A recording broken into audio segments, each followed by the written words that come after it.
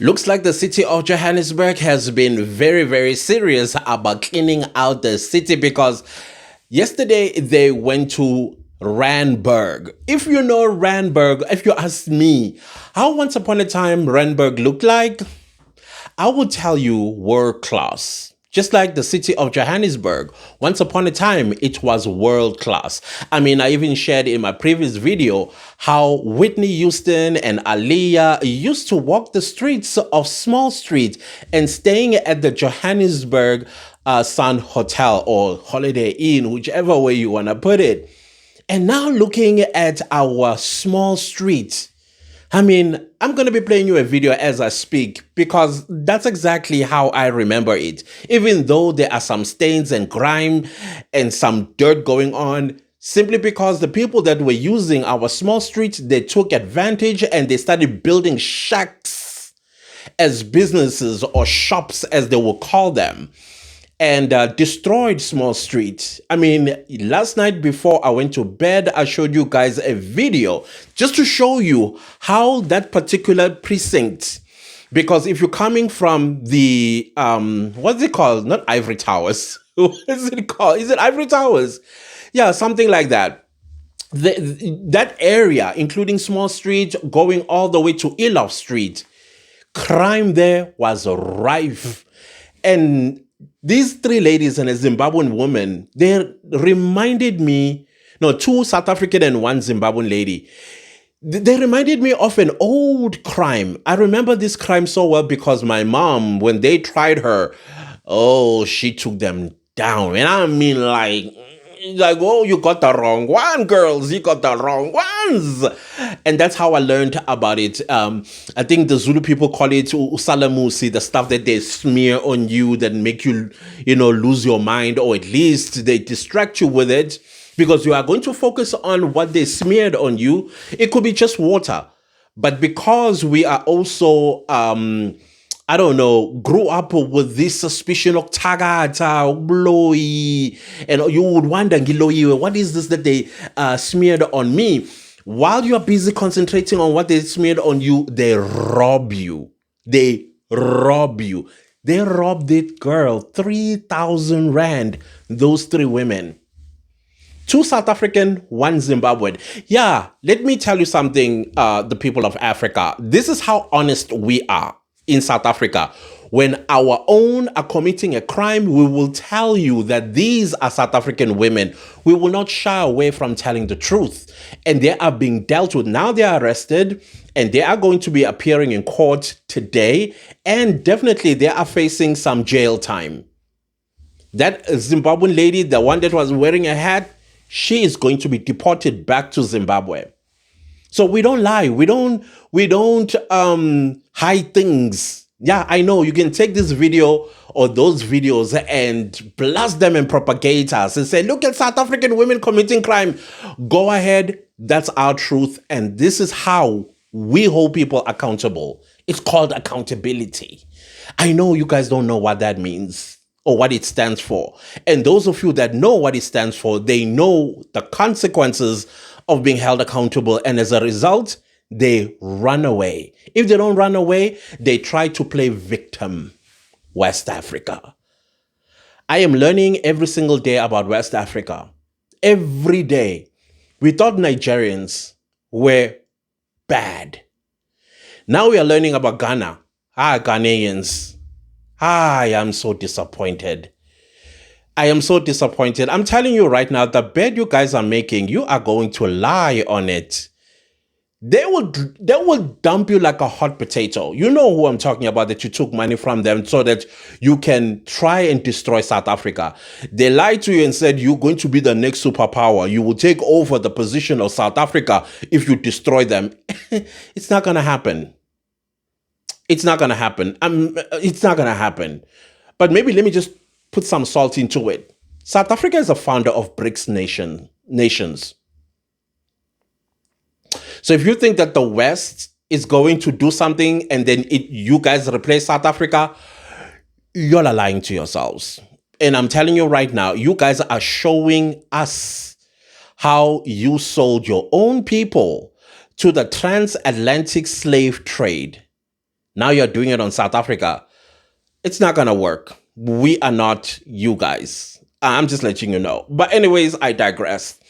So the deputy mayor of Johannesburg, Loyiso Masuku, was in Randburg, where they were doing similar stuff that they are doing in the city of Johannesburg, demolishing illegal structures that are makeshift into shops.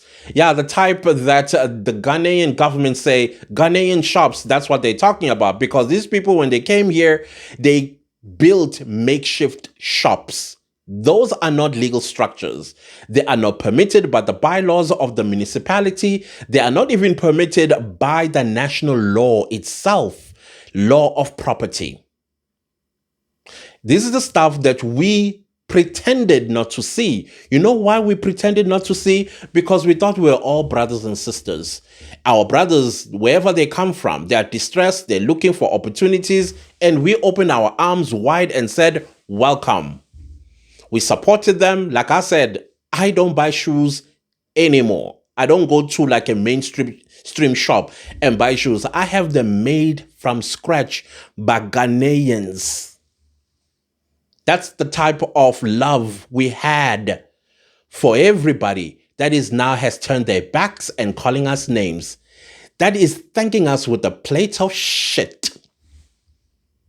But anyways, if you think I am feeling bad with what is going on right now, you'll be mistaken. Oh, you'll be sadly, sadly mistaken. At this point in time, I'm saying, let them all go. So we also heard some news that the Ghana government has already plus or minus 300 Ghanaians to fly back home. And here's the thing that is confusing me. The foreign minister of Ghana says Ghanaians in South Africa are legally here.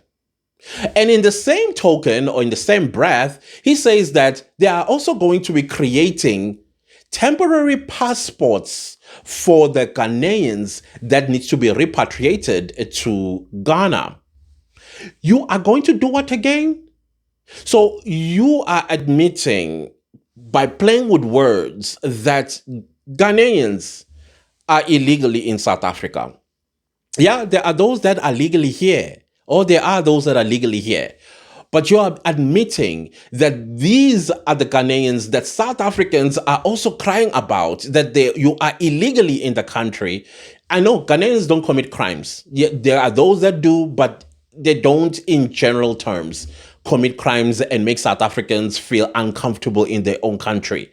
As a matter of fact, South African will prefer a Ghanaian over any other African nationality in South Africa. But you are going to create temporary passports so that they get a passage to be repatriated to South Africa. How about Mr. Asamoah? I don't think he had a passport himself. But the Minister of Foreign Affairs, Mr. Ablakwa, said he was legally in the country. Now, one thing that the African people in the continent don't understand about South Africa, our constitution, it gives South Africans the right to access to information. We can go right to our foreign minister or even the home affairs minister and ask questions. And the foreign minister or home affairs minister cannot withhold that information. If we want to know, did Mr. Asamoah have any legality in the country? Well, we did find out that he was not legally in the country. How do we know this? Because when we ask our government has to provide. Otherwise, they'll be violating the constitution. But you Ghanaians know that he was legally in South Africa. He wasn't. I know. Your minister told you that it is the records of Home Affairs that said he was legally in the country. He misled you. He misled you. And the 300 plus that are also signed up to be repatriated, the majority of them no longer have their passports. So what do you say? South Africans just woke up one morning and started blaming Africans for being illegal in the country, and we should accept that. It doesn't work that way. Because if any of them committed a crime, where are we going to get them? Where are we going to get them? It seems it's something that Africans on the continent don't understand how systems work or why there is a system to begin with. So, as you can see, the city of Johannesburg was turned into a slum. Imagine, within a city, you build structures that are illegal. Maybe it's also our fault as well. It has to be our fault. It has to be our fault because, like I said, that's where I get my shoes made. That's most when now this it's clean. I believe they were like, let me see, probably 11 or 15 Ghanaian shops used to be there. Now gone. Now gone. Anyways, so I just wanted to report back to you guys about how it's going in the city of Johannesburg, how the city council has decided that, well, today is the day. And along the way, they were also catching criminals in the act. Can you imagine those old women? One of them is 48 years old. And this is how she makes a living. She ought to be ashamed of herself, ought to be ashamed of all of them, of themselves. Because why do you cause pain to other people? This is not a way of doing things, especially at your age. And a woman on top of that, on another woman, that young lady, she didn't even know she was robbed. She had no idea that she was robbed.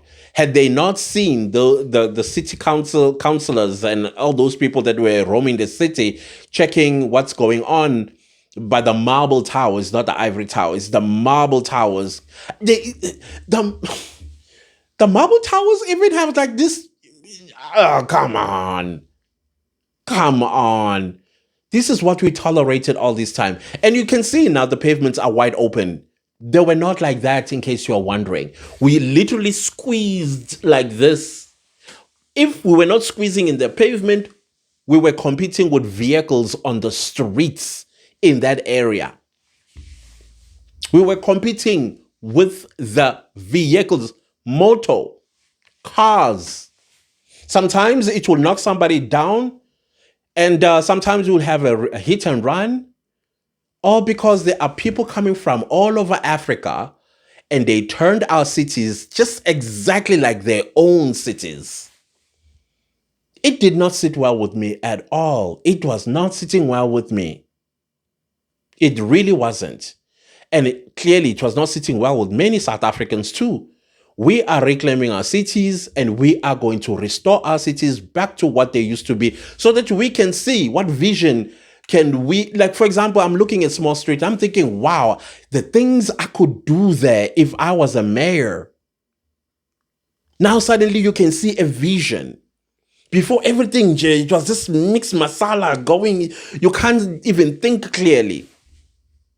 At least now you're looking at the former hotel and you are having ideas. Trust me, if I was the mayor of Johannesburg, I would go to the owners of the hotel. Whatever money we have in the coffers, it will be for good use. Buy that entire building, turn it into low-cost housing. If that's what I have to do. If we want to really, really, really, really restore the city of Johannesburg crime-free and nothing illegal going on there, then we take it back to making money, profit for the city as the city hotel. Like, turn it into Airbnbs, whatever the case might be. That's what I would do. Yeah, we left with 3 billion rand in the account. We can take 1 billion and then negotiate with the owner and say, okay, we only have with us 700 million rand. The other 300 million rand maybe is to renovate or to whatever it is that we need to do. I know it's going to cost more than that, but at least we can even invite investors. Same goes with Carlton Hotel and all these other structures downtown Johannesburg. We could do something great. Now that things are getting cleared up, you're like looking and you're like, wow, I see the former beauty and it can be restored. It truly can be restored. In Randburg can be restored back to what it used to be. as I used to remember it. I mean, as teenagers, that's where we also used to hang out. Remember the Randburg waterfront? Yeah, I know it's a bit on in the upper, well, in the affluent side of Randburg. But do you remember Randburg waterfront? That's where we used to have our dates as teenagers. Yeah, we went on dates as teenagers. You see, Senton was not the way it is today. Oh no. That was just suburbs, and I think there were probably two or three skyscraper. The Michelangelo, I can't remember what else, and then you had Santon Sun. You see where the American embassy is at? That is where things went down. Back in the day, there used to be this thing called raves. I don't know if you remember raves. Sometimes it used to be like an open bush behind Santon City. Yeah, that's where teenagers, us, we would go there. Some people lost their virginity there. Not me. Not me. I did not. I did not. But I'm just trying to show you how things used to be back in the day in Johannesburg. And all of that stuff is getting restored. I mean, Santon now, it is Santon. It's always been Santon, but now it is Santon type of situation. But Randburg, it was dilapidating, to be honest. It was dilapidating. Why? Because we had foreign nationals that are illegally here running businesses, doing as they please. So now we are demolishing. Is it yeah, we are destroying all that, and I'm fine with that. People need to go home and take what they learned here and go put it into practice back home. Honestly speaking. But other than that as well, KwaZulu Natal was not also relaxing. KwaZulu Natal, particularly Durban, was making some arrests of illegal foreigners. I think they also have the same mentality as us Black South Africans. It won't happen to me. So, but that's Zinkani. Like they are stubborn, and they would still take to the streets of Durban illegal. And they think it's not going to happen to them, and boom, the police catch them. So I believe KwaZulu Natal as a whole, it will be illegal foreigner free. And I think by the end of 2026, to find an illegal foreigner there, it's going to be kwa, like here and there, scattered. Now, they will always be fearful of getting caught. The next group that I think is going to go, and I think Home Affairs is working on that, are people that arrived in South Africa during the World Cup 2010. And they try to bypass the legal, like how they do, they cheat the system. And they marry South African women so that they can get South African citizenship. You cannot do a legal process when you are illegal, having broken the law, and then suddenly you think you are in good standing with South Africa. It's not going to happen. I think that's the next group of people that are going to be going back home. If a South African woman, because I think that marriage is going to be null and void, and or whatever, maybe they might even have to make representations to the Minister of Home Affairs. And I hope he doesn't give them that opportunity. Just null and void the thing and deport. If Sisi cries about her husband, Hambanaye. That's it. So, yeah, that's what is going on right now. And the March and March continues. We saw in the Eastern Cape, Mthatha, to be precise, making us proud. Keep doing it, guys. Do not give up. Fight for your country. We were almost taken over. Almost. There are some that even had the audacity to say, South Africans are lazy. We are going to take over this country. Oh, really? And we were just going to roll over and play dead, right? You got us. I almost use a different language here. But it's not going to work. It really isn't. And I think going forward, and I'm telling you, this entire thing, I believe it has created a different kind of a politician. Not the current politicians, but people that are on the outside, and they never thought of becoming politicians before. And now they are considering this so that they can safeguard the country. And the things that the current government cannot do, they are going to do it. The world can hold the bottom chick or whatever the case is. It's going to happen. It's going to happen because the current crop of members of parliament that we have, you guys already know how I feel about them. They have no sense of urgency. Absolute no sense of urgency. I like the fact that they are tabling the whole RAF and illegal foreigners taking from RAF. But there are fundamental things that I feel that will cover RAF they are not doing. Question is why? When our South African high commissioners and ambassadors were being summoned in Ghana and Nigeria, the very same members of parliament ought to have called an urgent National Assembly to discuss. We have been taken to the AU. No sense of urgency from our parliamentarians to call an urgent sitting in parliament of both houses. No sense of urgency. Why? Why? I want to know why. And because we're not taking such action and making decisions, these people continue to propagate. They are destroying our hard work. Remember, South Africa is not just a country. South Africa is not just a country. South Africa is also a brand. Is that how you treat your brand? You say nothing when it's getting attacked, misrepresented, misinformation and disinformation about it. The members of parliament, basaga zimbombo. No sense of urgency. I gave up on you a very long time ago. I don't want to lie, you guys. You are useless. Oh, you are so useless. Anyways, guys, I thought let me come and give you a small update this morning. Hopefully you are going to have yourselves a wonderful day. Please, whatever you do, take care of yourselves, take care of your loved ones, and defend this country with everything you have. Everything you have. And if you are a to-be politician, let me know what is the one thing you would want to change if you were given an opportunity to be a councillor or a mayor or president for that matter. I'm very interested because I do believe a whole new generation of politicians are going to be born out of this. And they are not going to be, I want to use a swear word, but okay, you'll get my gist.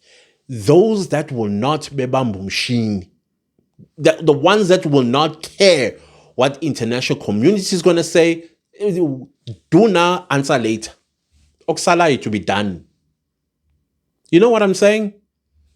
That's what we need. And yes, I agree. Since we are being called xenophobic, a president that is needed in this country, xenophobic, unapologetically. Unapologetically. And we also don't want somebody who has ties and then joins the brotherhood in the African Union. Because that is the downfall of South Africa. They call each other comrades. Once upon a time, Cyril Ramaphosa decided to hop on a plane and go to Zimbabwe to see Mnangagwa. He just went there. Why? Because comrades. There's an attachment. So we need to cut that umbilical cord. That's what the new president of this country should do. That umbilical cord must not exist. When we are on the international stage, we South Africans. And if anybody wants to be on our side, they must know these conditions. These conditions. We shouldn't care whether we are on the African continent, brother, what not. One Africa. We need a president who will say things, no, I'm not interested. Not interested. What I'm interested in, how do we move forward together and advance each other's countries? How do we grow each other's countries? How do we keep our people in their respective countries and grow their countries without labels and emotional manipulations and political manipulations and intellectual manipulations? We don't want that. That's the president we want, detached from the brotherhood, comradeship. Sick and tired of it. Anyways, goodbye, guys.